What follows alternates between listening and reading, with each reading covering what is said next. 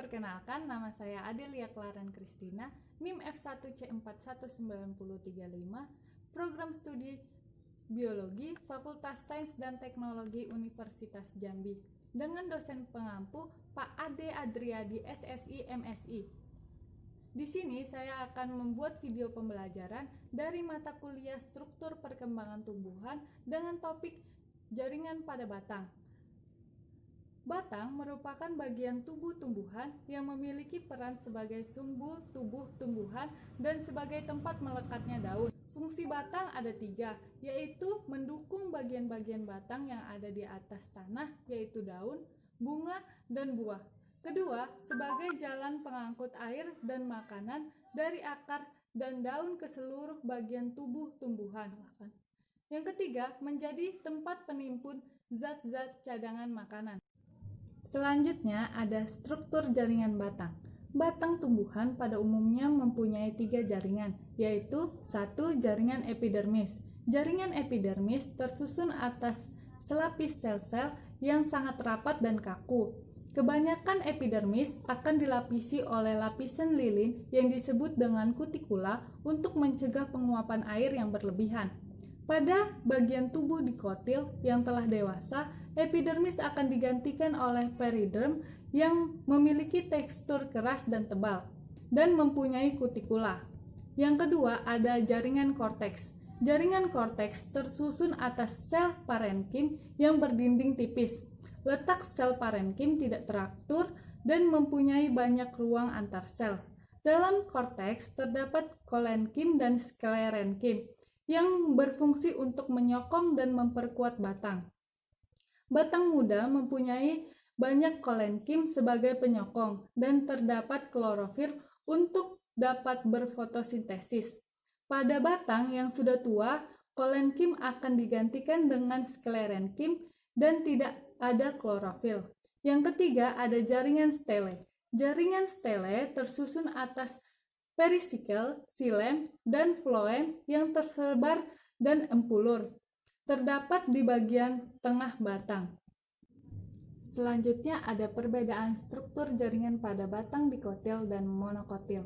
Jaringan pada batang monokotil terdapat epidermis, jaringan dasar, berkas pembuluh. Sedangkan pada batang dikotil memiliki epidermis, korteks, berkas pembuluh, kambium pembuluh, dan empulur. Selanjutnya ada struktur jaringan batang dikotil. Pada jaringan epidermis terletak di bagian terluar batang dengan fungsi terdapat zat kitin untuk mengurangi penguapan air.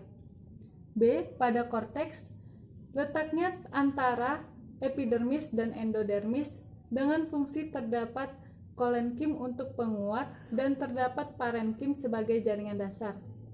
C. Jaringan stele. Yang pertama ada perisikel dengan letak lapisan setelah endodermis dengan fungsi pemberi kekuatan pada batang. Berkas pembuluh atau floem.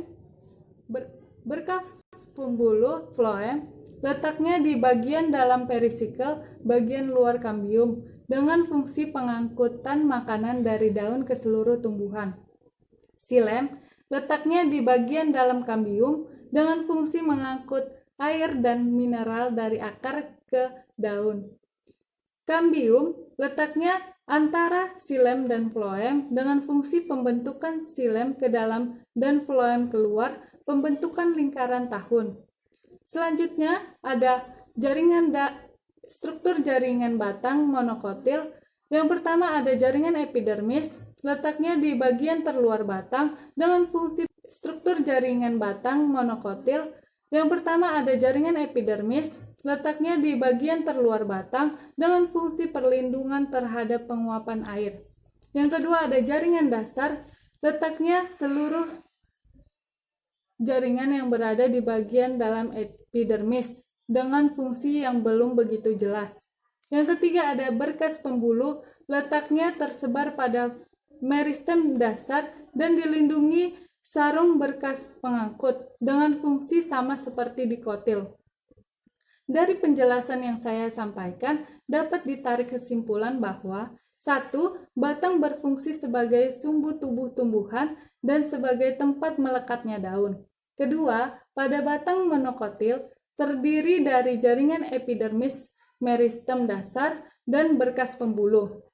Sedangkan pada batang dikotil terdiri dari jaringan epidermis, korteks, dan stele. Yang terakhir, pada bagian tubuh dikotil yang telah dewasa, epidermis akan digantikan oleh periderm yang memiliki tekstur keras dan tebal. Terima kasih sudah mau ikut belajar dan mendengarkan video pembelajaran kali ini. Maaf apabila ada kesalahan dalam video pembelajaran kali ini. Bye.